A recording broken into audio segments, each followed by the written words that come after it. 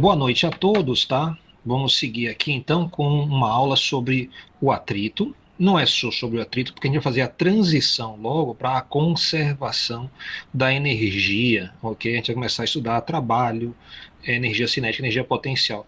Mas eu botei como foco da aula inicial atrito, né? Aí vai depender muito do nosso andamento de hoje. Lembro que essa é semana 10, tá? Quarta-feira. E amanhã a gente vai ter uma aula, né, normal, e onde a gente vai começar a falar sobre o experimento, tá? Aquele experimento que ficou pendente, né, para a primeira unidade. Então a gente vai retomar isso. Mas eu vou comentando. Bem, quadro de avisos e lembretes. Primeira avaliação, vocês já fizeram, já entregaram. Teve algumas pessoas que tiveram dificuldade com a questão da entrega em si, com a dinâmica da entrega. Eu estou Professor, vendo isso.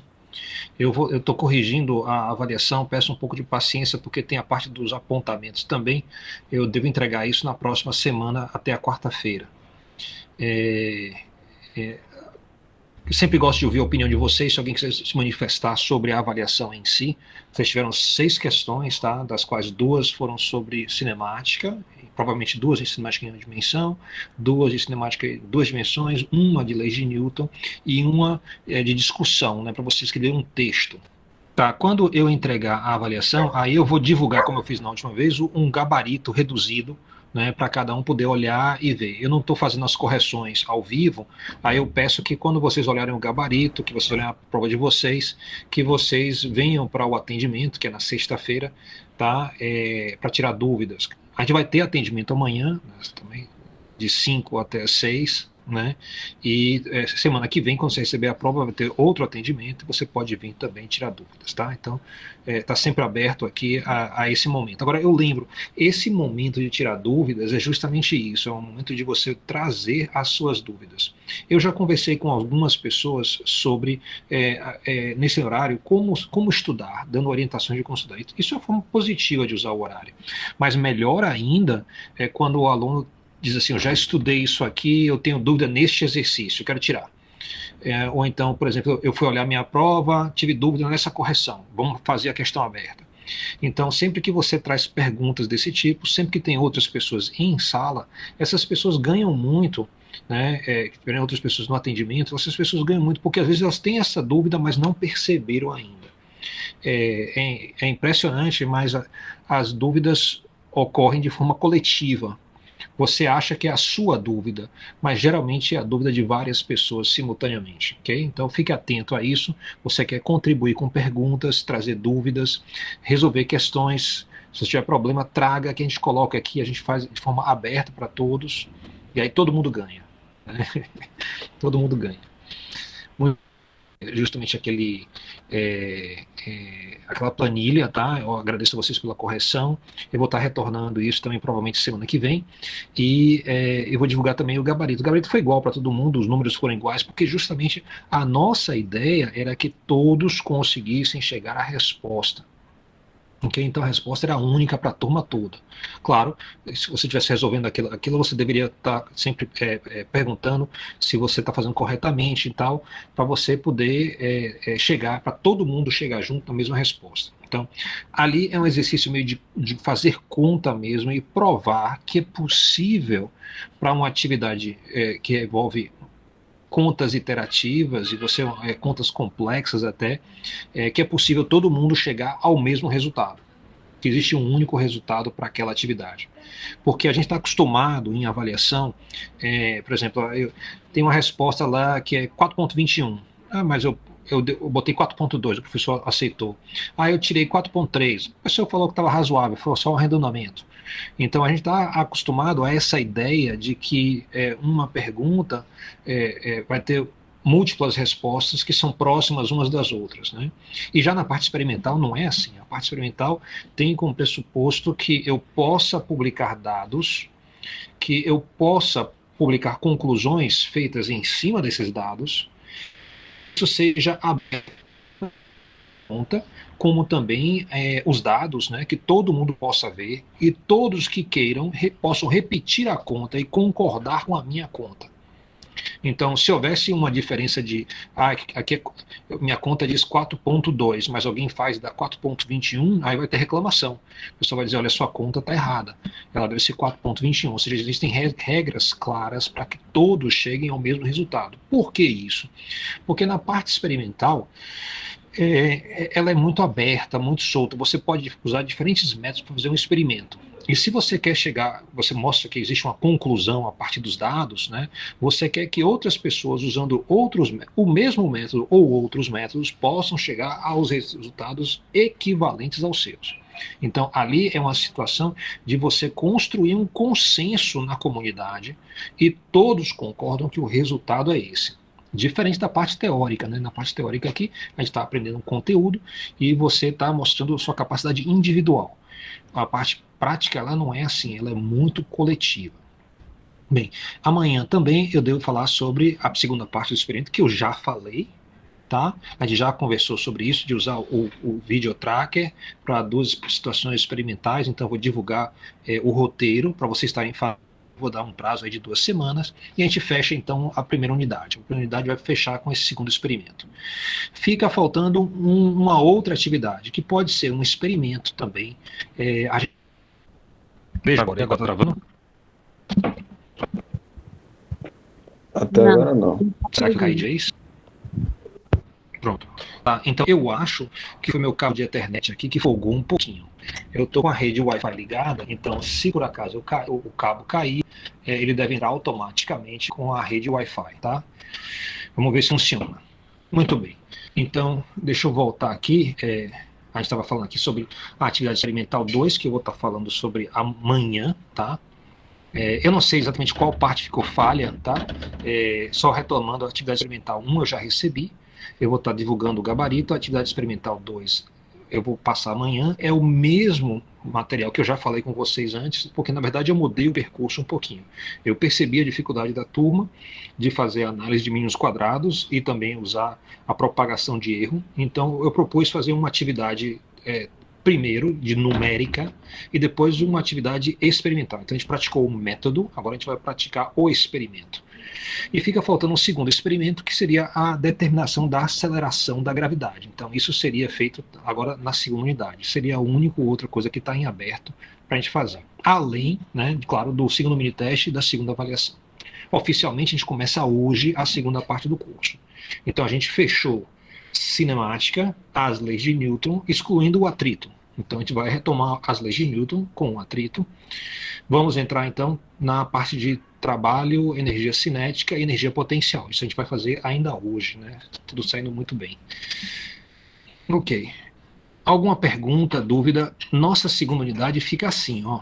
Aqui à direita, os nossos assuntos são aplicações da lei de Newton com atrito, energia cinética, trabalho e energia potencial, conservação da energia, momento linear, impulso e colisões. Note, eu coloquei um asterisco aqui em colisões. Esse é um assunto que para a gente é opcional, tá? A gente vai fazer ele meio que recortado. As partes que mais nos interessam vão ser que eu vou dar prioridade. Rotação dos corpos rígidos e, por último, equilíbrio. Equilíbrio a gente já viu um pouco, né? Que a gente fez, inclusive foi uma questão da prova, onde você tinha cabos que sustentavam um peso, uma massa de 12 quilos, e você era chamado a calcular a tração nos cabos. Então ali já foi equilíbrio. A gente vai retomar equilíbrio aqui com um pouco mais de profundidade lá no final. Então esses aqui são os assuntos da segunda unidade. O que é que deve cair no primeiro mini-teste? Eu estou imaginando que vai cair atrito, energia cinética, trabalho e energia potencial. Para você estar se organizando, ok? Tem uma diferença muito grande entre a primeira unidade e a segunda unidade. Bem aqui, quando a gente termina aqui, ó, leis de Newton, né, a parte de atrito, basicamente o resto do curso não tem mais vetores, ok? Então os vetores vão terminar aqui, energia cinética, trabalho, energia potencial. E o que vem depois, todo é majoritariamente, claro que não pode ser 100%, mas majoritariamente escalar. Isso traduz no seguinte: o curso vai sofrer uma brutal simplificação. Então a gente vai sair de coisas que são vetoriais, que dão um pouco mais de trabalho, você usa a sua geometria analítica, que não é ainda intuitiva para você, porque você aprendeu isso tem 1 ou 2 semestres, né? Então ainda não é intuitivo, vai se tornar ao longo do curso, e a gente volta para os escalares, que você aprendeu desde a sua infância, você aprendeu número, você sabe muito bem, conhece muito bem. Então isso dá uma simplificação brutal no assunto. Onde é que vai ter uma diferença? Quando a gente entrar aqui em rotação de corpos rígidos. Na rotação de corpos rígidos, a complexidade pode aumentar um pouquinho. Então, o que acontece? Se você está estudando ao longo do semestre, tá, você vai perceber que há uma disputa pelo seu tempo lá no final do semestre. É uma disputa pelo seu tempo devido às várias disciplinas. Todas as disciplinas estão fazendo ou trabalhos, ou testes, outras coisas desse tipo. Então, quando a gente entra em rotação dos corpos rígidos, você geralmente tem pouco tempo para estudo. Então, o que é que eu recomendo? Quando você vê a possibilidade, você lê adiante a parte de rotação de corpos rígidos. Então, leia de forma antecipada, se possível. Todos esses tópicos aqui espelham títulos de capítulos, ok? No livro. Então, você pode achar facilmente. Então fica a dica aí, para evitar o congestionamento de final de semestre, né? Tente se organizar com as leituras. Muito bem, qual é o itinerário de hoje? Tá? Hoje é de 20 de outubro, a gente vai falar sobre atrito, vai falar sobre como é que se determina o coeficiente de atrito, no caso estático e cinético, a gente vai falar sobre um exemplo, né? Eu vou propor outro exemplo para você fazer para amanhã, que é mais elaborado, e depois trabalho energia cinética e energia potencial. Ok? Então fica aí o nosso itinerário. Muito bem. Então aqui eu vou passar um pequeno vídeo para vocês. Vou passar ele 2 vezes, porque ele é um pequeno vídeo mesmo. Eu quero que você perceba o que está acontecendo. Essa é uma filmagem, tá, de uma roda de um carro de arranque. Então existe uma modalidade de fórmula, né, que chama o drag, né, que é o carro de arranque, que ele vai tentar, né, produzir a maior aceleração possível em um veículo de terra. Então, você tem aí um carro que ele vai tentar rodar essa roda de forma bastante violenta para que ele produza a aceleração. A câmera está acoplada no chassi e está filmando a parte interna. Ela é fixa no carro. Então, você vai ver a roda parada. Quem vai se movimentar é o chão. Tá? Isso é só a questão da perspectiva, inclusive foi um dos assuntos na avaliação, né? Uma das questões discursivas era para você falar sobre um avião que soltava uma bomba falsa, né? E descrever o que acontecia na visão do piloto e na visão de alguém que estava no chão. Então, na visão do piloto, quando você solta uma bomba, você está olhando para baixo, você vai ver o chão se movimentando. Okay? Então, quem se movimenta é o chão. É a questão do referencial que você está utilizando. Professor, eu percebi que em certo instante, antes dele acelerar, na verdade, quando ele já está acelerando, parte do pneu deforma, não? Exato. Tem uma deformação do pneu, é uma coisa. O que mais? Quem mais comenta?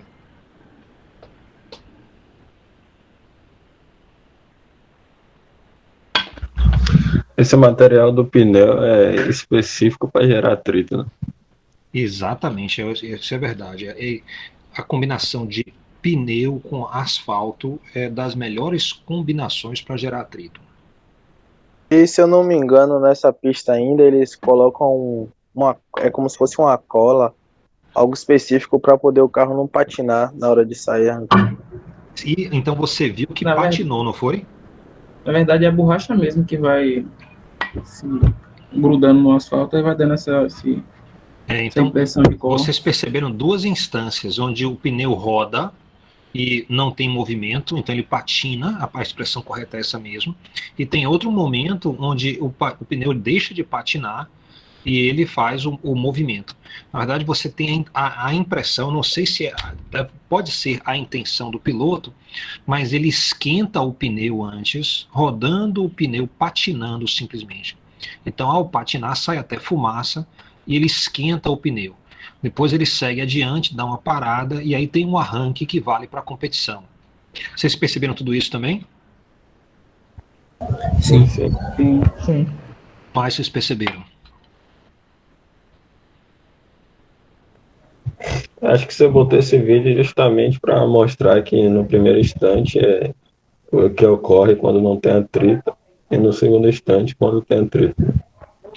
Na verdade tem atrito nos É dois a diferença casos. dos dois atritos, né? Do Dos estático dois e do exatamente. dinâmico lá, né? Então você pode reconhecer o atrito estático e o atrito dinâmico. Eu vou querer comentar sobre isso.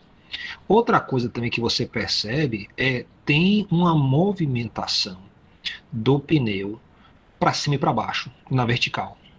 Então o pneu faz assim, ó, ele movimenta para cima e para baixo. Devido à deformação, ele tem esse movimento assim. Você já ouviu carro freando? Você ouve aquelas zoadas assim, né? Então essa zoada vem dessa trepidação do pneu que está sendo arrastado, então tem a deformação e ele fica batendo assim. Na verdade, qualquer som que você ouça, você tem que suspeitar que está tendo um movimento. Então, por exemplo, de batida. Então tem alguma colisão. Então quando eu faço isso aqui, eu gero som. Se eu fizer muito rápido, o som começa a parecer mais contínuo. Se eu fizer muito mais rápido, ele vai parecer uma zoada desse tipo. Então é muito gradual, é uma forma, a gente percebe a mudança no som de discreto para pancadinhas, para um som contínuo, quando ele atinge uma certa frequência. Então você pode até pegar um gerador de audiofrequências no laboratório de eletrônica da instituição, quando a gente voltar, você pode colocar no alto-falante e pode mandar ele fazer um som com baixíssima frequência. Você vai ouvir um tac, tac, tac, tac. Aí você pode ir aumentando essa frequência, então começa a fazer tac, tac, tac, tac, tac, tac. Mas em um certo momento, a interpretação que você faz desse som muda.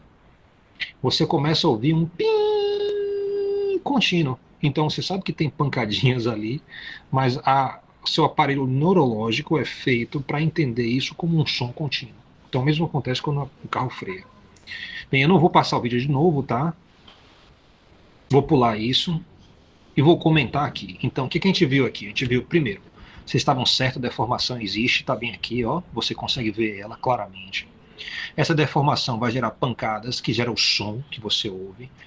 Essa deformação também vai fazer com que haja um movimento vertical da suspensão. E você tem duas situações de atrito. Aqui em cima, atrito estático. Ó, e aí que tá. O que é a beleza desse vídeo? É porque você vai começar a entender atrito estático e cinético de forma diferente. A forma como tem que ser compreendido. Então, atrito estático não é quando uma coisa está parada. Porque aqui o pneu está em movimento. É quando o movimento relativo entre as superfícies de contato, quando você não tem um deslize, então uma superfície está momentaneamente parada em relação à outra. Ou seja, quando o pneu está rodando, que ele pega no chão aqui, então se você olhar na imagem aí, ó, o pneu pega no chão e empurra o chão para trás. Nessa situação o atrito é estático, porque ele está puxando sem deslizar. Na hora que você tem o deslize que patina, aí vai entrar o atrito cinético. Olha como é sutil a coisa. Então, quando você tem as duas superfícies paradas, uma em relação à outra, tá? Aí você tem um atrito estático. Ou quando você tem uma deslizando em relação à outra, você tem um atrito cinético. Quem já dirigiu, ou até por esse vídeo, consegue perceber que para este pneu e essa superfície de asfalto, o atrito cinético é mais baixo do que o atrito estático. Então, quando ele gira, ele parece ter um movimento muito mais livre, né? Quando ele patina, ele tem um movimento muito mais livre, né? Mais fácil do que quando ele não patina, quando está com atrito estático. Então, esse é um exemplo, e muitas situações são assim, onde o atrito estático é superior ao cinético. Eles podem ser iguais, por exemplo. Ok? Alguma pergunta, dúvida ou comentário? Professor, você poderia só repetir essa parte do conceito de atrito estático? Eu botei até na da tela. Superfície. Aqui, tá? Então, na tela aqui eu estou colocando atrito estático, duas superfícies estacionárias. uma em relação à outra. Então, embora o pneu tenha movimento, tá? O chão também está se movimentando em relação ao carro. Acontece que no contato do pneu com o chão, quando ele não desliza, você tem um atrito estático, porque uma superfície está momentaneamente parada em relação à outra. As superfícies, né, elas estão em movimento uma em relação à outra quando o pneu patina. Então, quando o pneu patina, aí o pneu tem uma velocidade muito maior do que o piso tem, do que o chão tem. Ok? Então, fica aí essa reinterpretação de estático e cinético para você não estar excluindo situações desse tipo. Professor? Oi. Por que eles precisam esquentar o pneu? Qual a explicação por trás disso? Por exemplo, na Fórmula 1 mesmo, para o piloto fazer uma volta rápida, antes ele tem que fazer aquecimento do pneu. Por que isso? O termo que eles usam é para melhorar a aderência na pista. E, de fato, a borracha mais mole, ela fica mais pegajosa. Ficando mais pegajosa, então o pneu mais quente, ele é mais pegajoso. Isso, então, aumenta o seu coeficiente de atrito. Então, você consegue largar com uma aceleração maior, sem que o pneu deslize. Você consegue frear, né, sem que o pneu deslize, que esse é o freio ideal, é você frear sem travar os pneus. Né? É por isso que existe o sistema ABS de freios, né, para evitar que você trave os pneus, passe para o coeficiente de atrito cinético e saia deslizando pela pista, porque o coeficiente de atrito cinético geralmente é mais baixo do que o estático. Então você quer ir parando, né, sem deslizar, porque aí você está sempre usando o coeficiente de atrito estático, porque aí se o pneu está rodando em cima da superfície, isso quer dizer que no ponto de contato, uma superfície está estacionária em relação à outra. Aí fica bem ilustrado. Entendi. Boa pergunta. Ok.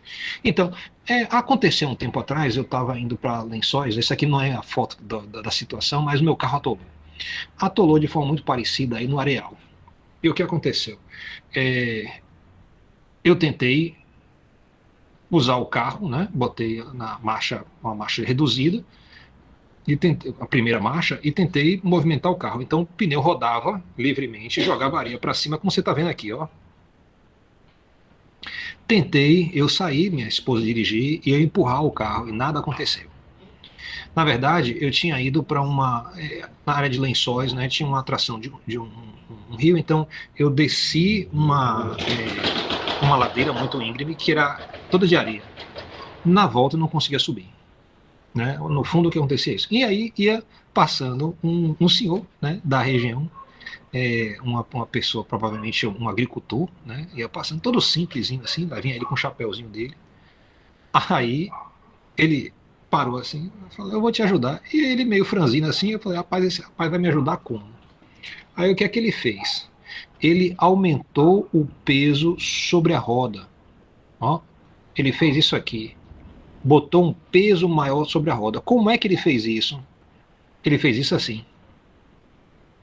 Ele sentou sobre a roda de tração.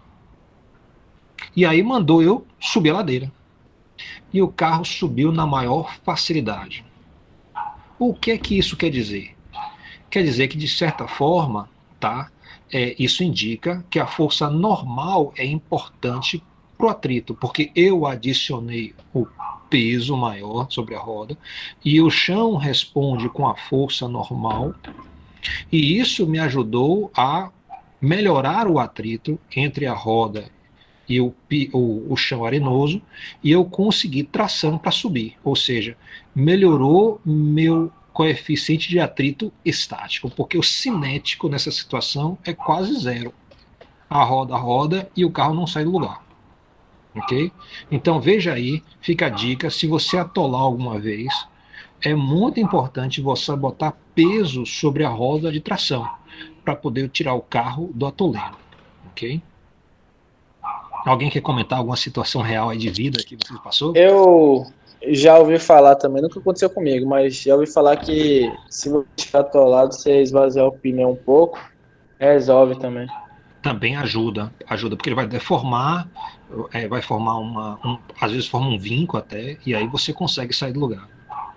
Teve uma outra situação também que eu consegui tirar o carro, foi diferente um pouco, que era uma situação de lá na ilha de Taparica, né? Eu tinha passado um fim de semana na casa de um amigo e todo mundo tinha ido embora. Na saída tava eu saindo, estava tudo alagado, né? E o carro ficou dentro d'água, né? E aí eu empurrava e o carro não saía do lugar.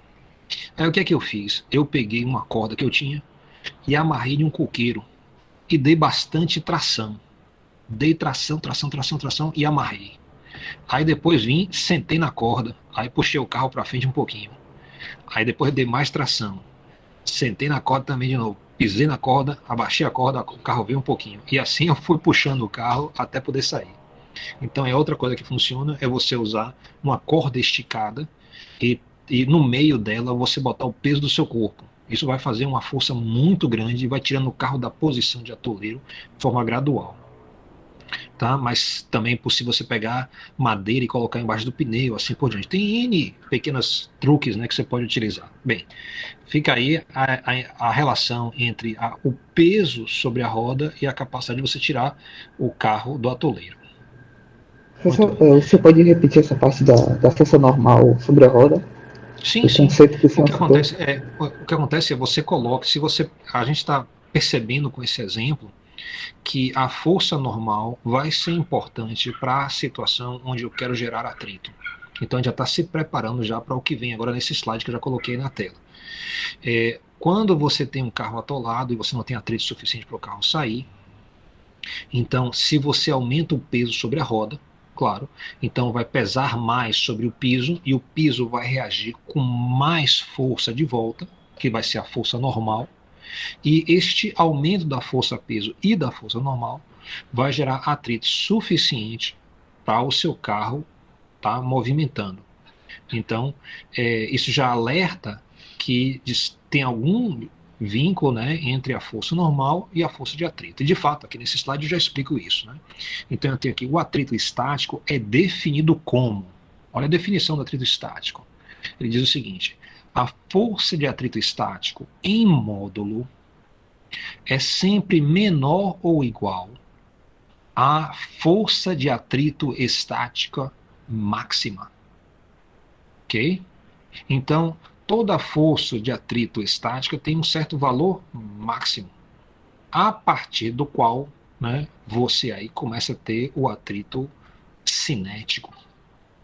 Ok? Então vai ter um certo atrito estático máximo, que se você passar disso, você vai passar para a situação de movimento. Ok? Então, a força de atrito é sempre menor ou igual à força de atrito estática máxima. E a força de atrito estática máxima é igual a quanto? A definição dela é igual a um coeficiente, que chama o coeficiente de atrito estático, multiplicado pela força normal. Então, como eu alertei agora há pouco, a força normal, tá, é inerente à força de atrito. Né? Então, ela é proporcional. A força de atrito estático máxima é proporcional à força normal. Já a força de atrito cinético, o que muda? Você vai ter a força de atrito cinético, sempre vai ser o mi cinético multiplicado pela força, o módulo da força normal. Então, você tem aí dois coeficientes, uma situação para o caso estático, uma situação para o caso cinético, mas, acima de tudo, uma diferença muito grande na definição. A situação do atrito estático é definida com a desigualdade, enquanto que a do atrito cinético é definida com uma igualdade. Então, isso vai ter consequências no que a gente vai fazer a seguir. Né? Então, sendo o coeficiente, tá? Esse Uzinho aqui é um U grego, tá? É uma letra grega, e se pronuncia como sendo Mi. Então, esse aqui é o Mi estático, e esse aqui é o Mi cinético, tá? Então, essa letra que parece um U, tá? Na verdade é uma letra grega, e se pronuncia como sendo Mi. Então, são coeficientes de atrito estático e cinético, respectivamente. Então, a gente vai usar um Ezinho pequeno para estático, um C para cinético. Muito bem. Então, compare aí essas duas definições, são bem diferentes, tá? Então, isso vai ter consequências. Muito bem. Então, na tabela aqui de coeficientes de atrito, entre diferentes materiais. Então, você tem exemplos aqui de atrito aço com aço, o coeficiente de atrito estático, tá? Vai ser o 0,74. Note que ele usa aqui o S para estático, tá? É possível também você utilizar o S, tá? Então depende do seu livro, se você usar um E ou um S. O coeficiente de atrito cinético, para essa mesma combinação de aço com aço, é 0,57. Existem outras combinações aqui.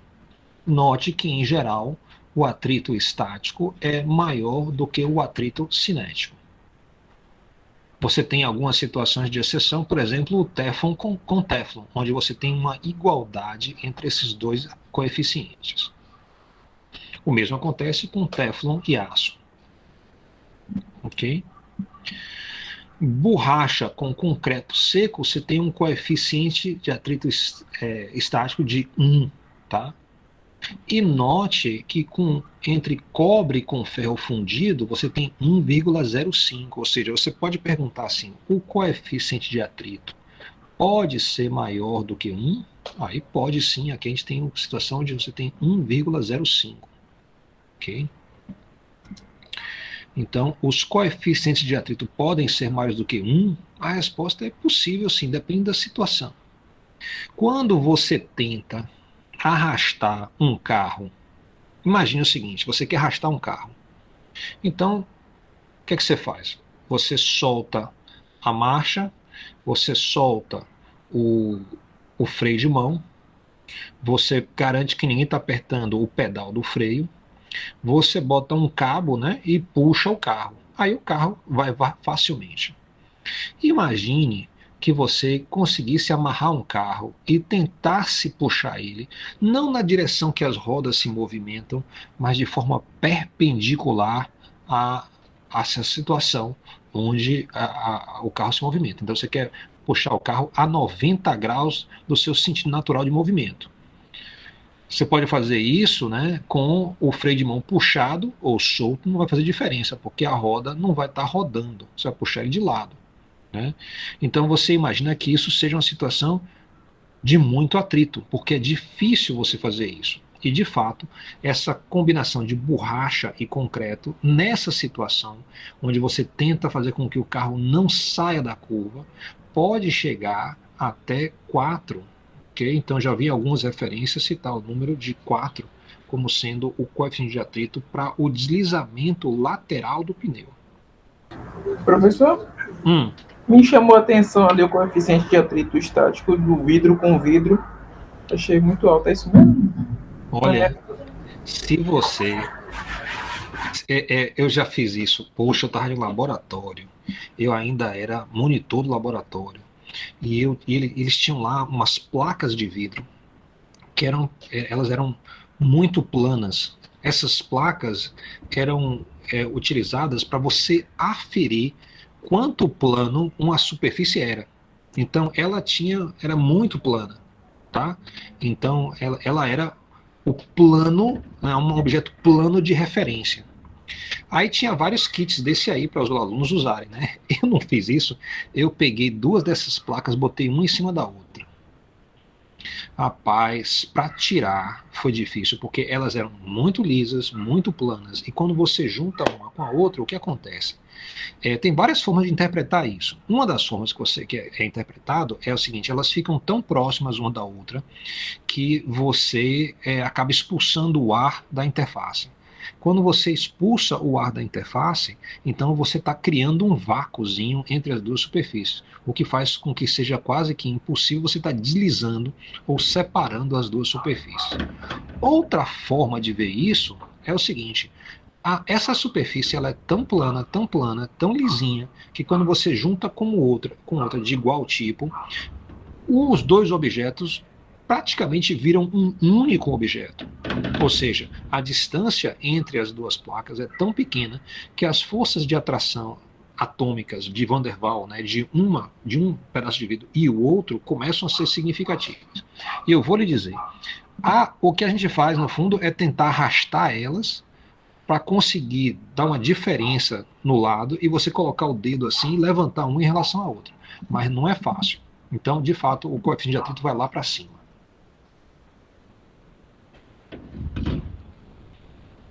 Muito bem. Então, o coeficiente de atrito entre pneu e asfalto pode chegar a, por volta de 4 para deslocamentos laterais.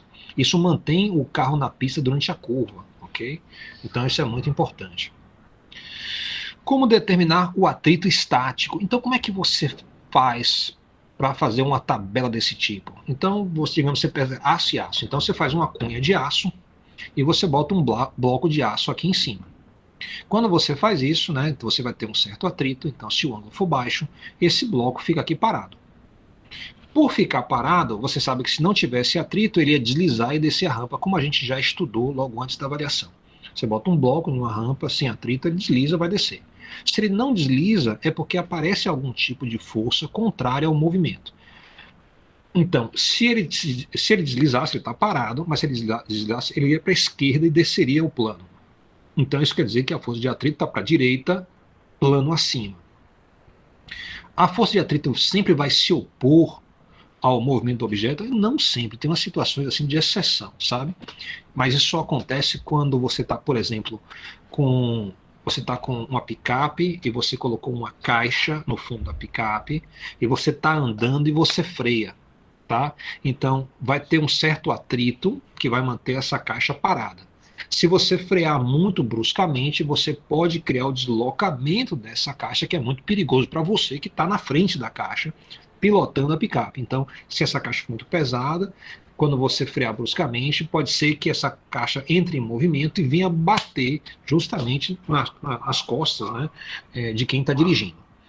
Então, você tem que tomar muito cuidado. Inclusive, isso faz parte do treinamento de um motorista, né, de carga.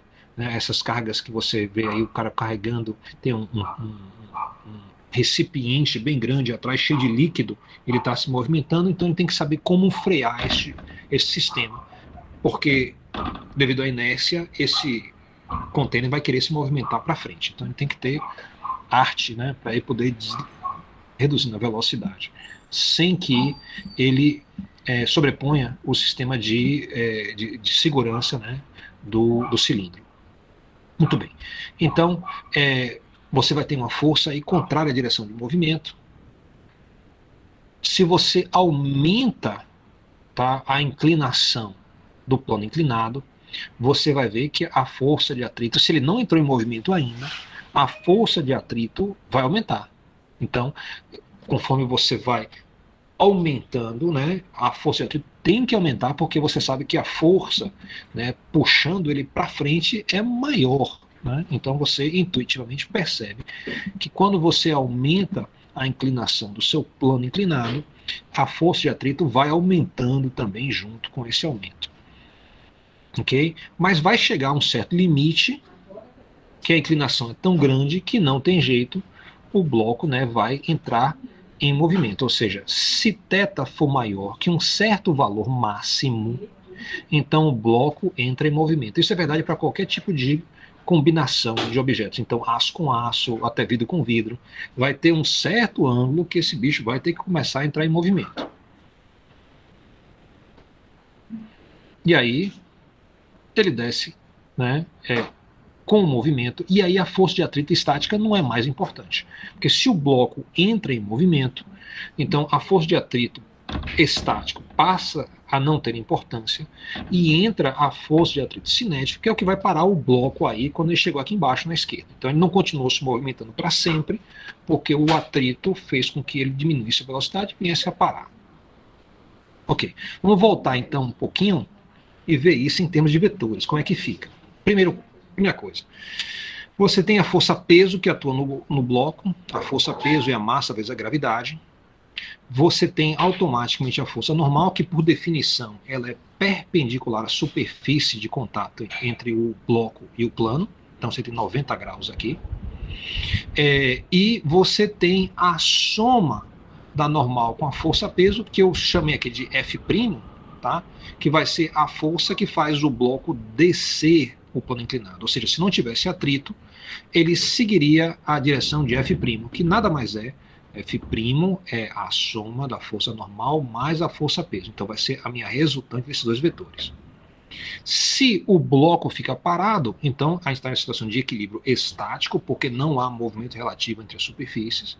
Então isso quer dizer que F, o módulo de F' é igual ao módulo da força de atrito. Então um módulo é igual ao outro. Aí o bicho não anda. Se você pega e aumenta o ângulo, tá, vai ter um certo valor máximo, acima do qual o bloco entra em movimento. Isso é difícil de achar. Então, se eu botasse um bloco em cima de um plano, eu ia levantar ele até o bloco começar a andar. Depois eu ia voltar um pouco abaixo dessa posição, botaria o bloco de novo e começaria a levantar o plano, aumentar a inclinação do plano lentamente, até eu conseguir uma posição onde o bloco não desliza. Mas se aumentar um pouquinho, o bloco desliza. A gente vai chamar isso do ângulo máximo, ou θ máxima. Nessa situação, então você tem o equilíbrio, tá? O F', a gente já falou que F' é igual a força de atrito estático. E nessa situação, eu puxo para os vetores, eu puxei aqui, então força P estava para baixo, a força normal é perpendicular. A força de atrito máxima, tá? Vai fechar exatamente aqui, porque ela é justamente igual a F'. Então ela fecha esse triângulo. Fechando o triângulo aqui, eu posso então calcular a tangente desse ângulo θ máximo. Então eu tenho a tangente θ máximo, vai ser o lado oposto, que vai ser a força de atrito máxima, né, a força de atrito estático máximo, dividido pelo cateto adjacente, que vai ser justamente a força normal. Colocando isso aqui em termos de equações, então eu tenho a tangente do ângulo θ máximo, a partir do qual eu tenho um movimento, vai ser igual à força de atrito estático máximo, dividido pelo normal. E eu posso, então, isolar a força de atrito, e eu vou ver que a força de atrito é igual a tangente de θ máximo vezes a normal. Ora, a gente acabou de definir a força de atrito estática como sendo um coeficiente que multiplica a normal. Ou seja, quem é esse coeficiente? É justamente a tangente desse ângulo θ, logo antes do bloco começar a deslizar. Ou seja, eu tenho bem aqui o meu μ estático. Então é assim que eu obtenho o μ estático. Eu vou fazendo esse experimento, coloco o bloco de aço em cima de um plano inclinado de aço, vou levantando até um certo valor limite que eu percebo, a partir do qual eu tenho movimento, tenho o ângulo, calculo a tangente, então eu tenho o coeficiente de atrito estático. Note que por essa definição, tá, θ pode ir até 90 graus. Ok? Ou seja, qual é o valor superior para o coeficiente de atrito estático por essa definição? Não tem, né? O coeficiente de atrito estático pode ser qualquer, né? Mas você sabe que quando você bota um objeto em um plano inclinado, em cima de qualquer superfície, começa a você fazer inclinação, geralmente quando chega a mais ou menos 45, 50 graus, ele já desliza. Mas tem substâncias, tem materiais que é pegajoso, né? Então, por exemplo, aquelas... tem um certo material que você encontra, vendedor de rua promove, que é uma geleca, né, que é grudenta. Então você joga aquilo na superfície, aí você coloca com uma inclinação razoável e ele não desliza.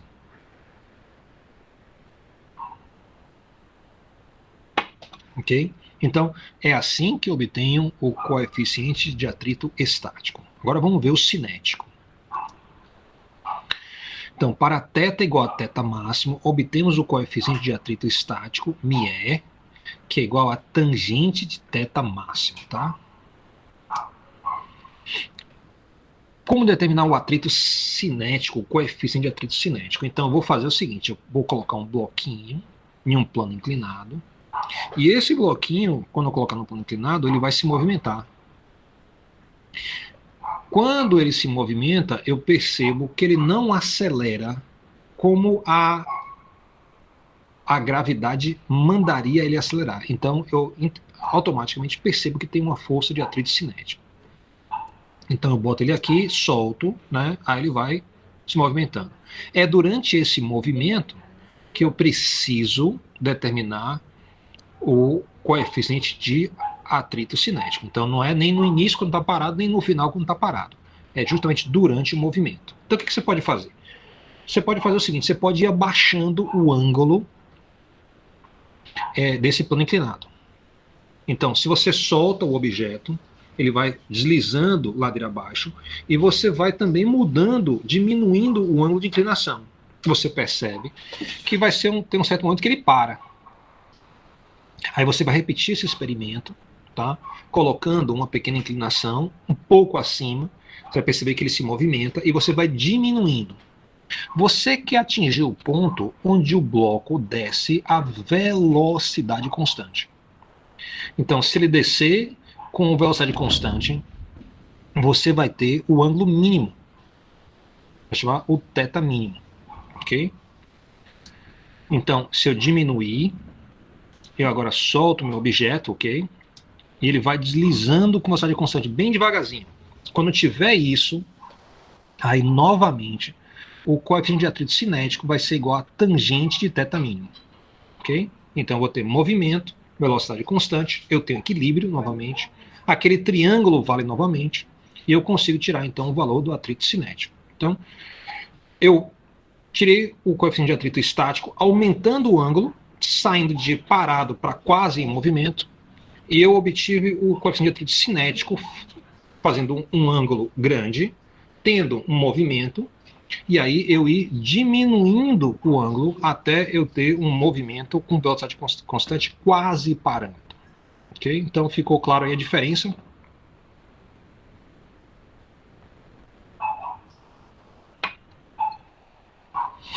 Muito bem. Ficou. Ok, então vamos ver um exemplo aqui. Exemplo 1. Determine a aceleração do conjunto e a ação no cabo. Ok? Tente fazer aí. Tente determinar a aceleração do conjunto e a tração no cabo.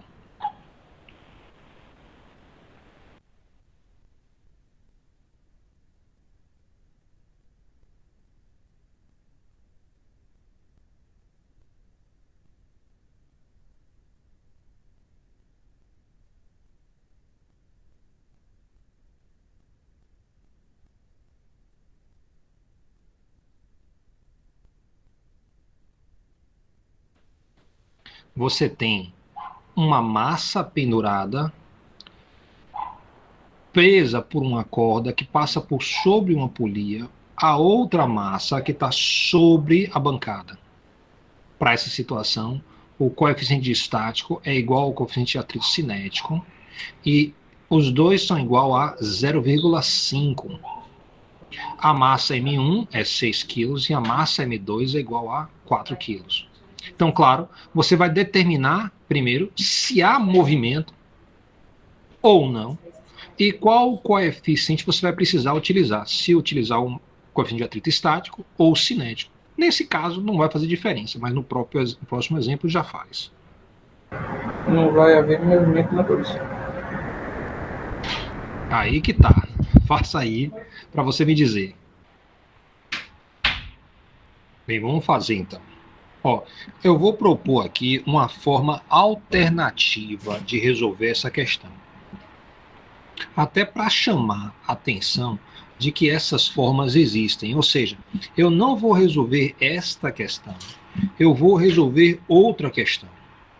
Outra questão que seria equivalente a essa e me traz uma certa simplicidade. Ok? Então, qual é a minha proposta aqui? Note aqui o seguinte. Eu vou ter um sistema definido. Ele inclui os dois objetos. E aqui eu desenhei todos os vetores de força. O da direita tem uma força peso 2 puxando para baixo. Tem uma tração devido ao cabo para cima. Na polia, porque a polia também sustenta uma certa força, você vai ter aqui uma tração 2', que tem sentido contrário à tração 2. Do outro lado da polia, você vai ter uma tração T1'. Sempre que você tiver uma polia, você vai ter uma tração de um lado e de outro. E por último, essa corda vai acabar puxando a massa. Então aparece aqui um T1. Note que a força de tração tem módulo igual em qualquer ponto da corda. Então, é óbvio que T1 vai ser igual em módulo a T1', que é igual em módulo a T2', que é igual em módulo a T2. Então, o módulo dessa força é igual de K, que é igual de K, que é igual de K. Aí você fala, por que então você mostrou essas forças todas, se umas são iguais às outras, e pela diferença de sentido, dá para ver que uma cancela a outra. Primeiro, para chamar a atenção é o seguinte, se eu isolasse aqui a polia como se fosse um sistema, então essa linhazinha pontilhada vermelha, eu reduzisse para incluir somente a polia, você percebe o seguinte, ó, T1' e T2' agem sobre a polia. Se eu somar essas duas, vai dar uma força na direção do eixo da polia, que é de sustentação. Então vai ter uma força em direção à quina da bancada. A quina da bancada responde com a força normal contrária. Então, em uma situação desse tipo, podia perguntar, por exemplo, qual é a força que a polia exerce sobre a bancada? E o resultado seria a soma vetorial de T1' e T2'. Então, estou chamando a atenção sobre isso, só para você ver quanto rico é essa análise, né, a gente chama de diagrama de corpo livre, né, para os objetos. Muito bem. Na massa M1, eu tenho a força peso 1 para baixo, tenho a normal N1 para cima, e aparece uma força de atrito, porque meu problema é com atrito, está aqui no canto esquerdo. Então, essa força de atrito 1 vai se opor ao movimento natural desse sistema, que se não tivesse atrito, ele correria para a direita e o peso M2 para baixo. Ok? Muito bem. Então, agora eu vou propor um problema alternativo. Eu eliminei a polia e botei a massa M2 sobre a bancada. E dividi o problema em duas partes. O lado esquerdo com atrito, o lado direito sem atrito. Então, aquele sistema que parecia muito complexo, de repente ficou bastante simples. A força peso 2 é uma força qualquer que puxa para a direita. A força de atrito 1, que depende da massa M1 somente, puxa para a esquerda. E o cabo simplesmente faz a transmissão da força. T1 em módulo vai ser igual a T2'. Ok? Eu posso, então, fazer a minha conta. Veja o papel da polia em redirecionar a força. Então, o que é que a polia fez? A presença dela permitiu redirecionar a força. Ou seja, se eu tiro ela, eu vou redirecionar a força e vou ter um problema equivalente. Muito bem. A força de atrito, que eu vou calcular primeiro, vai ser a força de atrito estática do bloco 1, que é o único que tem atrito, máxima. Então, a gente viu que como é que eu calculo a força de atrito estática máxima? Eu pego o coeficiente de atrito estático, que depende aí da tabela, nesse caso está explicitado já no problema, fala que é 0,5, e multiplicado pelo módulo da força normal 1. A força normal 1 exatamente cancela a força peso sobre o objeto 1, então, eu sei que os dois em módulo são iguais. Então, eu tenho que a força de atrito estática 1 máxima vai ser o coeficiente de atrito estático vezes a massa M1 vezes a gravidade. Substituindo os valores, eu tenho 0,5 vezes quilos vezes 9,1 metro por segundo ao quadrado.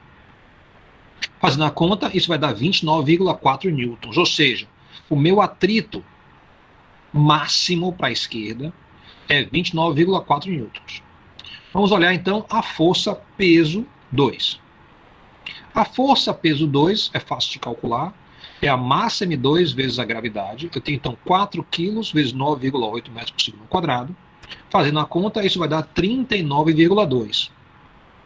E você vê então que a força para a direita vai ser maior do que a força para a esquerda. Então, vai ter um movimento ou não vai ter movimento? Claro que vai ter movimento. A força peso 2 foi maior do que a força de atrito estática para a massa 1, o seu valor máximo de 29,4. Ok? Então, eu já determinei, haverá movimento.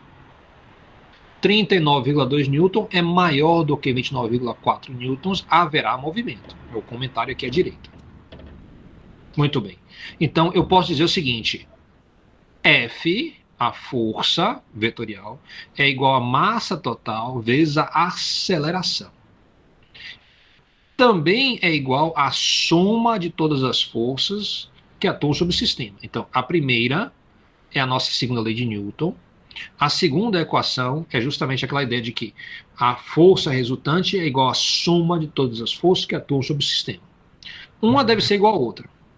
Então, eu tenho aqui a força de atrito cinético sobre 1, mais a força peso 2, tem que dar minha força resultante. É isso que vai acelerar o sistema.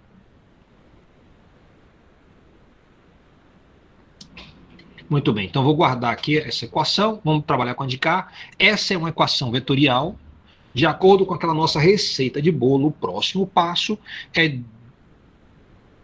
pegar essa equação e quebrar em suas equações para os componentes. Então, eu tiro o símbolo de vetor e boto um xzinho em cada um dos termos. Só fiz isso. A equação vetorial é toda positiva, não tem negativos.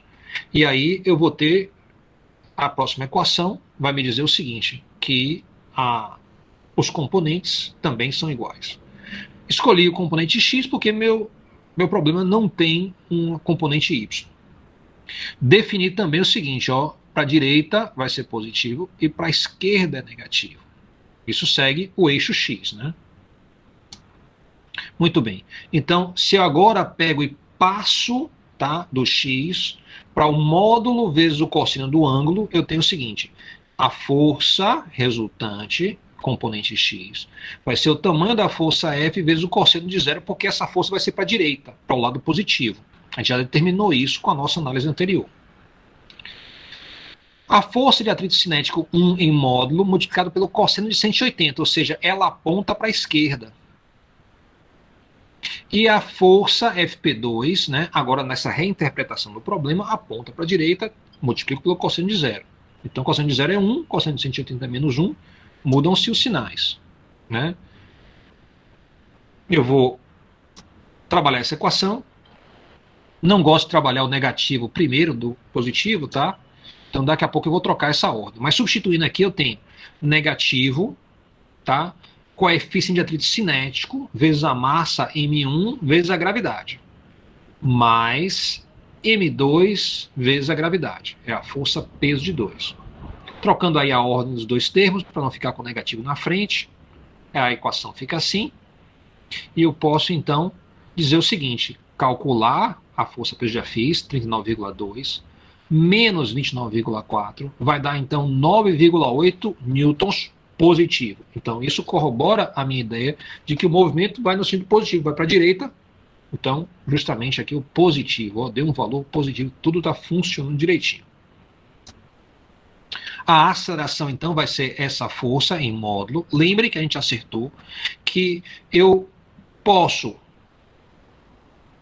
não escrever as linhazinhas de módulo e o símbolozinho de vetor, botar simplesmente a letra, e isso simboliza o módulo do vetor. Então, essa equação aqui diz: o módulo do vetor aceleração vai ser igual ao módulo da força dividido pela massa total. O módulo da força, já calculei, é 9,8 newtons dividido por 10 quilos, então minha aceleração é mais 0,98 metros por segundo ao quadrado para a direita. Ok?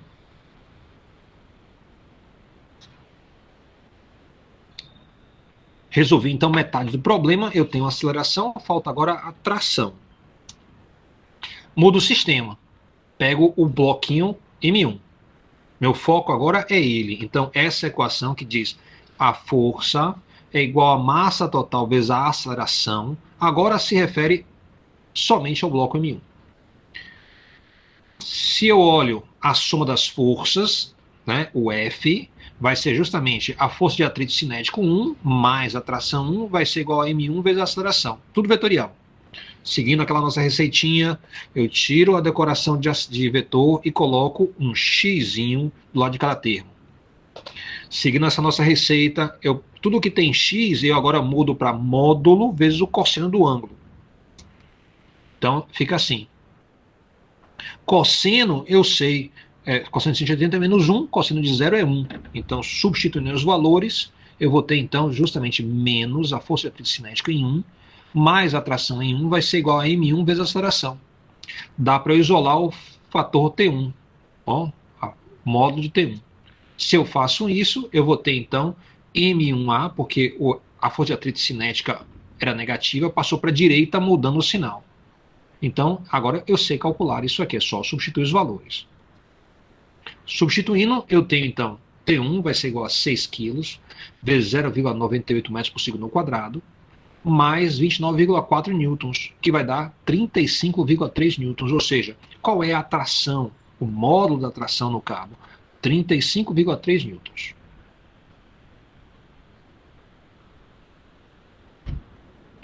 Ok?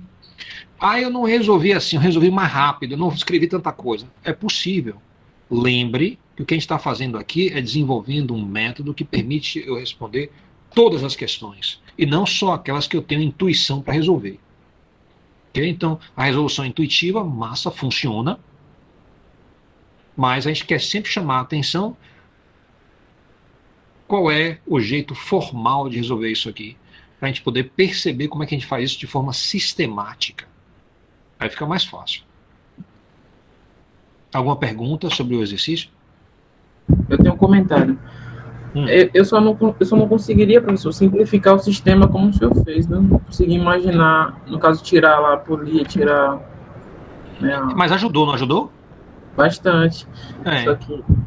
Isso depende de experiência. Isso é verdade aqui, e também é verdade lá em Física Geral Experimental 2. Né? Tem algumas situações onde a gente tem jeitinho na física, a gente aprendeu com o tempo a fazer, a gente tenta ensinar isso. Então, eu estou tentando ensinar a vocês que é possível, você deve ficar alerta a situações que sejam equivalentes, mas sejam mais simples. Então, fica atento a isso para você aprender a colocar na sua caixinha de ferramentas para estar resolvendo. O mesmo acontece lá em Física 2. Sempre vai ser assim.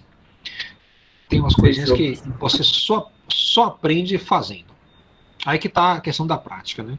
Eu sei o seguinte, que vocês se prepararam para Enem, né? Provavelmente aprenderam vários atalhos e coisas desse tipo para fazer conta rápida, para fazer resolução de questão rápida, porque o Enem você tem pouco tempo para fazer. Né? Então eu sei que vocês, de certa forma, já conhecem essa realidade. Muito bem, então vou colocar aí um outro exemplo para vocês, que é o seguinte. Diferentes massas M2 são penduradas do lado direito desse sistema de massa e polia. Determine a evolução do movimento, isso quer dizer se haverá um movimento ou não. Determine o módulo da força de atrito. Tá quebrando a ligação? Não, é porque para mim tá no exemplo 1 ainda, não sei se pro resto do pessoal também. O senhor tá lendo alguma coisa aí que para mim não tá aparecendo. Veja se mudou também agora. Tá no exemplo 1. Agora mudou. Agora mudou. Aqui tá no exemplo 1 aqui, né? Isso foi preguiça do sistema. O sistema tá preguiçoso. Vamos ver se passou agora. Passou agora o exemplo 2? Pra mim, agora foi. Agora foi. Por que aconteceu isso? Ninguém sabe dizer. Vamos lá. Mas obrigado, ficaram alertas. Vocês ficaram alerta e alerta de forma rápida. Aí dá pra gente corrigir. Diferentes massas M2 são penduradas do lado direito desse sistema de massa e polia. Determine a evolução do movimento, módulo da força de atrito, a aceleração do conjunto, claro, se existir, porque às vezes não existe, a tração na corda e o deslocamento da massa, tá? A massa M1, por exemplo, após meio segundo. Então tá aí uma questão completa, porque ele vai botar diferentes massas aqui, ó, 2,6 kg, 2,8 kg, 3 kg, 3,2, 3,4.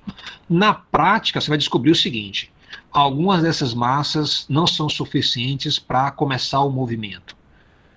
Algumas dessas massas produzem um peso, né, que leva ao sistema a ficar em equilíbrio.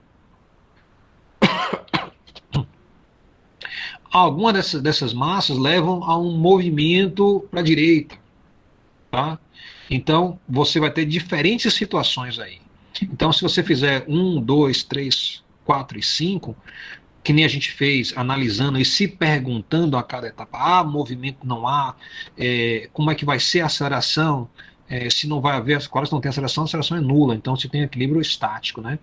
Vai ter um equilíbrio cinético, tá? Onde a velocidade é constante, vai ter uma situação de aceleração, então tudo isso aí vai aparecer nessa resolução. Então, recomendo muito que você faça isso. Amanhã eu vou estar comentando, né, as principais situações aí da direita, entre 1 e 5.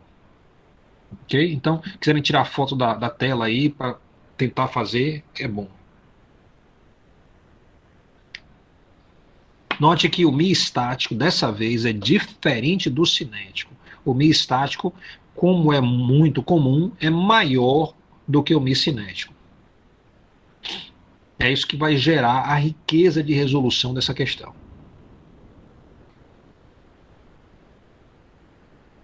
Quando terminar de tirar foto aí, me avisem. Já foi, professor. Aí é só seguir o diagrama de corpo livre também.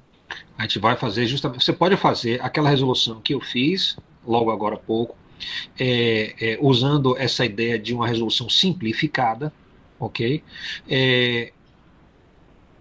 Com atrito na massa M1, mas sem atrito na massa M2, com peso na massa M2 puxando para a direita e sem peso na massa M1, porque ele é anulado pela força normal. Então você pode seguir aquele roteiro. O que vai mudar é a situação de há movimento ou não há movimento. Você usa o atrito cinético ou usa o atrito estático. Então você tem essa árvore de decisão que você tem que organizar para poder resolver cada uma das situações. Ok. Então vamos adiante. Trabalho e energia cinética e potencial. Ok? Muito bem. Então, imagine aqui a situação. Você tem um ciclista aí e tem um morro, tá? O ciclista vem pedalando, ele sobe, diminui a velocidade, quase que para e continua do outro lado ganhando velocidade. Isso é uma situação comum. A gente entende isso da seguinte forma: ele vinha com certa velocidade, tá? Ou seja, tinha uma energia cinética. Ao subir o morro, houve um trabalho realizado pela força gravitacional. Um trabalho que fez com que a velocidade fosse diminuindo. Chegando aqui em cima, ele teve prioritariamente energia potencial. O que é energia potencial? É uma capacidade de desenvolver velocidade novamente, de desenvolver movimento. Então, ele, do outro lado do morro, ele desce e ganha velocidade. Diz-se então que a força gravitacional realizou trabalho sobre o ciclista e ele ganhou velocidade, ou seja, energia de movimento, ou também conhecida como energia cinética. Então, de forma global aqui, você percebe o seguinte: o ciclista vem com uma certa velocidade, a gente chama de energia cinética, ele diminui a velocidade, chegando até o topo do morro com muito mais energia potencial, e ele desce do outro lado do morro, transformando a energia potencial em energia cinética novamente. Outro dia eu fiz isso com um carro. Eu vinha com uma certa velocidade, aí tinha um morro assim na frente, na verdade é aquele viaduto ali perto do Sumaré, aqui na região do Iguatemi. Então eu vinha com essa velocidade, parei de acelerar e deixei o carro correr. O carro, eu marquei a velocidade que tinha, ele foi subindo, marquei a velocidade que ele chegou lá em cima, que era bem menor, e aí a minha pergunta era se do outro lado ele ia chegar à mesma velocidade que ele tinha antes, se eu não acelerasse, ou se ele ia chegar a uma fração significativa, ou ia deixar por desejar, né? Se deixasse por desejar, eu ia saber que meu rolamento estava ruim, eu tinha que levar o carro para verificar o rolamento. Se o rolamento estiver bom, então ele deve retornar a uma velocidade comparável com a velocidade de subida, sendo que nunca vai ser igual porque você tem uma certa perda de energia. Então vale a pena comentar aqui, porque a gente está fazendo uma transição importante. Nesse instante, a gente está falando de atrito. Atrito é uma situação na mecânica onde você perde energia.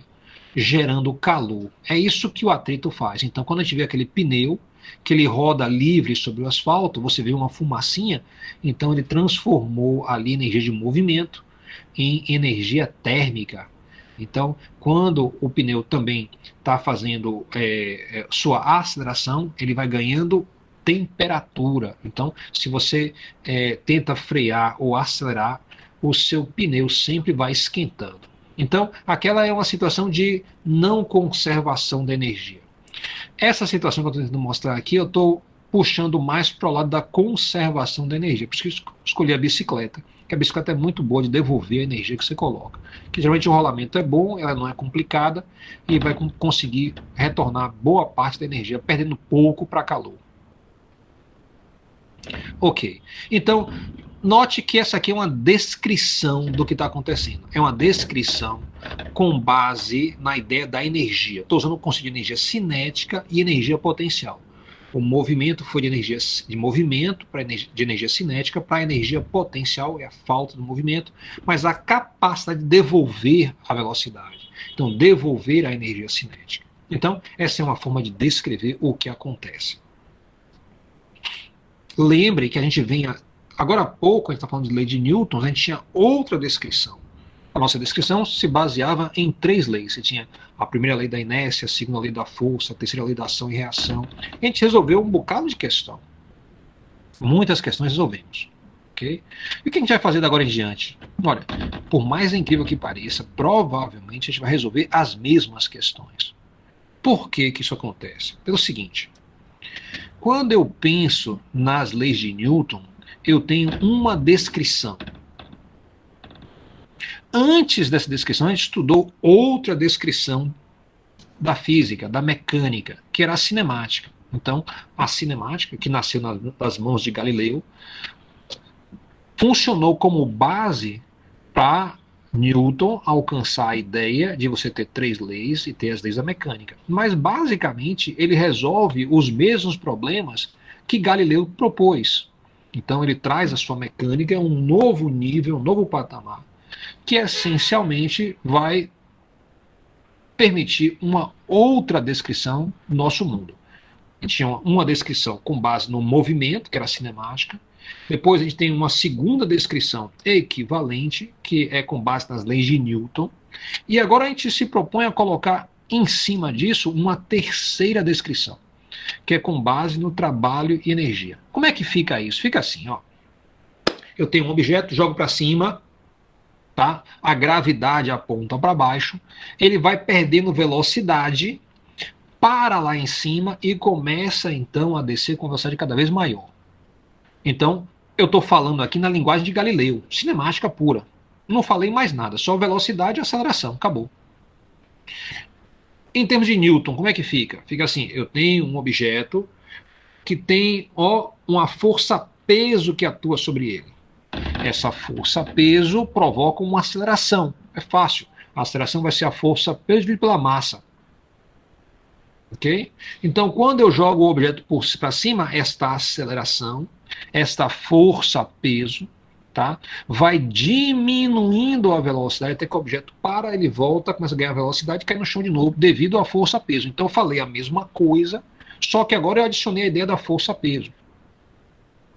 E por último, eu posso dizer aqui, eu tenho um objeto, tá? Eu dou a ele energia de movimento, energia cinética, jogando para o ar.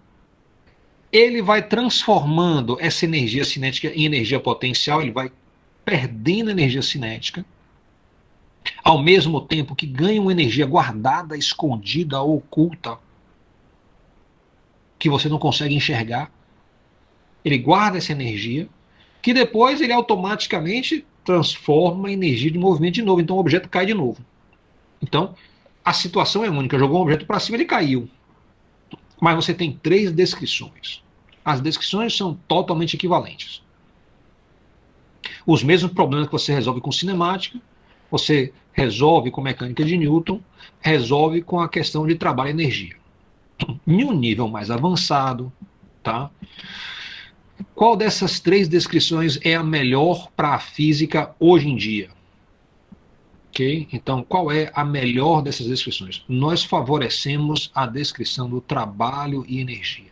Nós achamos que esta aqui é a descrição mais sólida das três. Ela é a que tem sido válida em muitos mais lugares do universo do que a mecânica de Newton ou a cinemática que vem lá de Galileu. Então, quando a gente vai para átomos, por exemplo, a gente não fala mais de vetores. Tá? Quando a gente vai falar sobre órbita de elétron, sobre o que acontece com um átomo, a gente conversa sobre nível de energia. Então, a gente está na descrição de energia, trabalho e energia bem aqui em cima. Então, todo o formalismo do que a gente chama de mecânica quântica é construído em cima da ideia de trabalho e energia. Ok? Quando você vai para velocidades muito grandes, próximas à da luz, ok? Então, novamente, os vetores não vão funcionar direito. E a gente é levado a utilizar o formalismo de trabalho e energia. Quando você vai para situações de muita gravidade, então, na vizinhança de buracos negros, na vizinhança de estrelas muito massivas, ok? Aí vetores também não funcionam mais direito, a gente usa o formalismo de trabalho e energia, ok? Então, para o dia a dia, para que a superfície da Terra, quando você está com objetos macroscópicos, essas três aqui são basicamente equivalentes. Tem alguns problemas de máximos e mínimos que são melhor resolvidos quando você tem a descrição de trabalho e energia. Então, eu tive um colega que trabalhava na Ford, tá? Ele era engenheiro, e ele estava com um problema de conforto dentro da cabine. O problema dele era modelar o que acontece quando você encosta o seu cotovelo, tá, no estofado do carro, na parte interna, naquele bracinho que fica na porta. Então, em muitos carros, aquele bracinho é meio acolchoado. Então, ele queria um modelo para poder entender como é que funcionava a situação de conforto para eu descansar do cotovelo nesse bracinho da porta.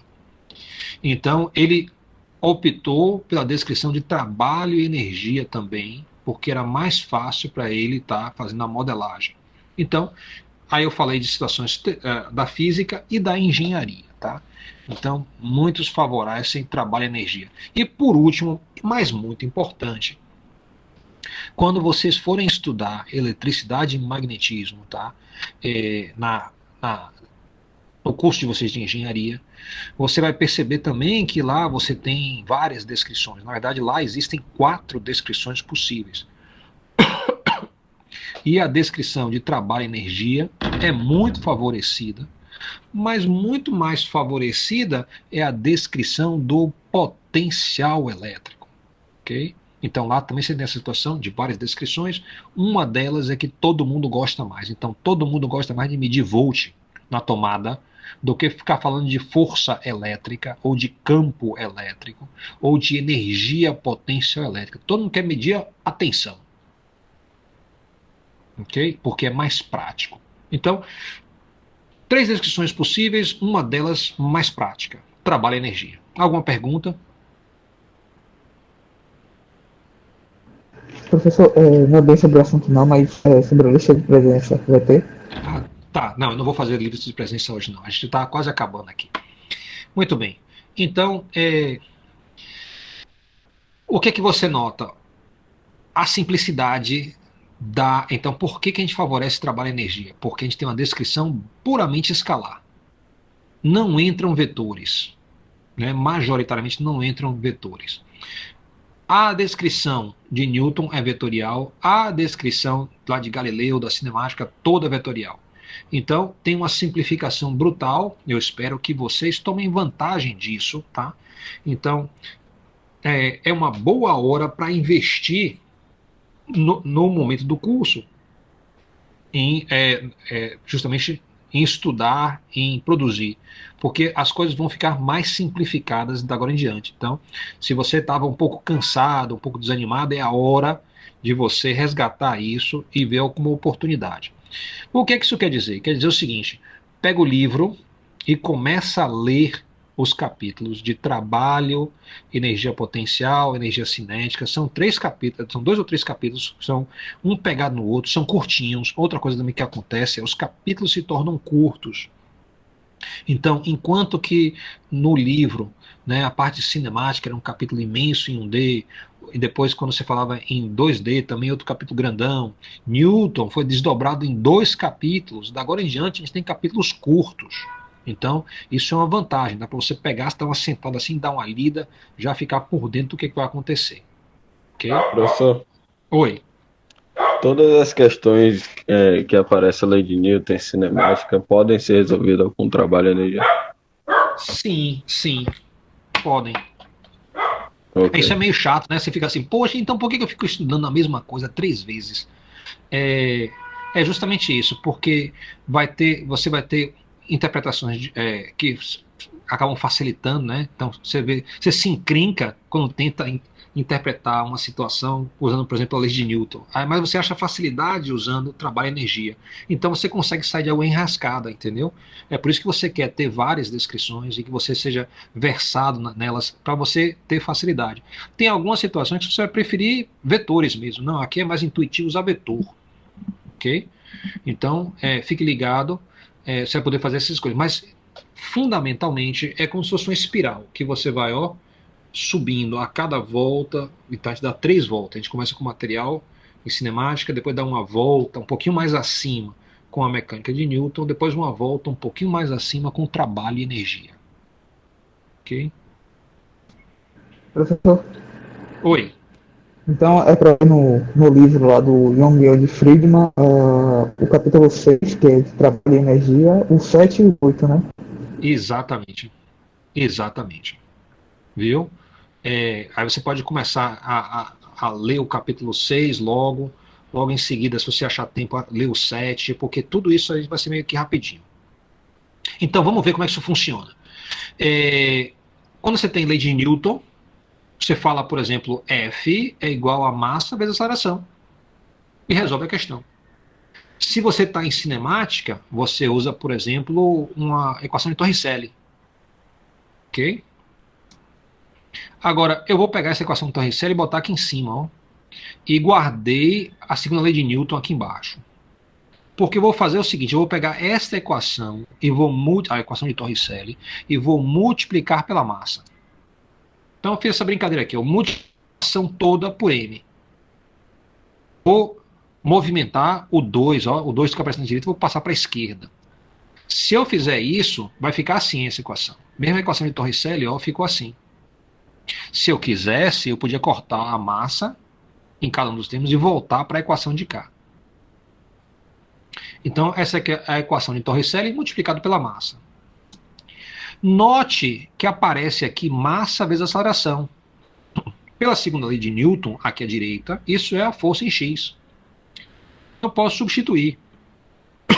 Eu tenho, então, 2 termos, que é mv ao quadrado x sobre 2, mv0x ao quadrado sobre 2, subtraído um do outro, vai ser igual a força vezes deslocamento.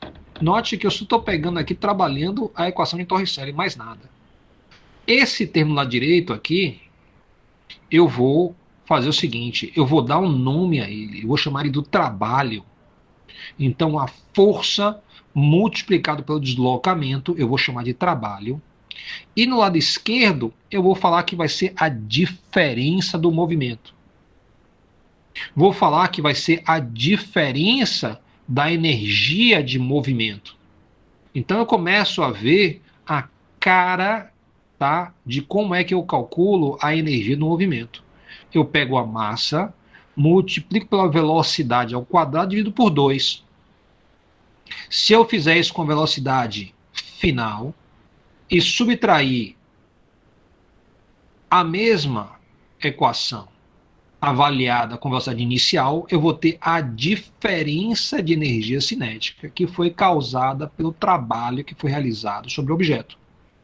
Então eu começo a interpretar isso. Ó, eu comecei com a equação de Torricelli. Isso aqui nada mais é do que a equação de Torricelli maquiada. E aí eu falo o seguinte, olha, observe que quando eu tenho aqui trabalho, é força vezes deslocamento. Então eu proponho que a gente olhe as unidades disso. Então qual é a unidade de trabalho? Vai ser a unidade de força vezes deslocamento. A unidade de força é Newton, deslocamento é metro. Newton vezes metro recebe o apelido de Joule. E Joule, é conhecido lá da química, Joule é energia. Então eu vejo que eu tenho aqui uma equação que fala sobre energia. Então eu tenho trabalho à direita e à esquerda eu tenho a variação da energia cinética. Então, ó, tudo aqui com base em energia. Então, eu posso escrever, então, direto aí o teorema de trabalho e energia. Lado esquerdo, a variação de K maiúsculo, onde K maiúsculo é a energia cinética, definida como sendo 1/2 de mv ao quadrado. E isso vai ser igual ao trabalho, que a gente vai usar o símbolo, né, o W, que é do alemão, né, em alemão é Werk, o trabalho. Então, eles estudaram muito esse problema da conservação da energia e toda a parte de energia térmica e acabaram influenciando as letrinhas que a gente utiliza, tá? Então tem o Werk, né, e o K é de cinético em alemão também, que vai ser o kinetic, né? Muito bem. Então a energia cinética é K maiúsculo, tá? Então esse K é maiúsculo. E o W também é maiúsculo, é o trabalho. E o teorema de trabalho e energia, então, lê-se da seguinte forma: a variação da energia cinética é igual ao trabalho realizado por uma força. Ok? Então, nós temos aí o conteúdo primário do capítulo 6, que vai ser justamente esse teorema. Esse teorema, como eu mostrei aqui, nada mais é do que a equação de Torricelli. Claro, vão ter outras situações onde a variação da energia cinética é igual ao trabalho, e isso não vai traduzir na equação de Torricelli, mas eu mostrei que saindo da equação de Torricelli, eu posso obter o teorema de trabalho e energia. Ok. Então, se eu penso aí em definição do trabalho, trabalho é força vezes deslocamento. Então, eu vou ter módulo da força vezes deslocamento. Então, note que aparece componente, né? Fx, então vai aparecer o cosseno, ó. Então, Fx vezes ΔX. Fx é módulo de F vezes o cosseno do ângulo, vezes meu deslocamento.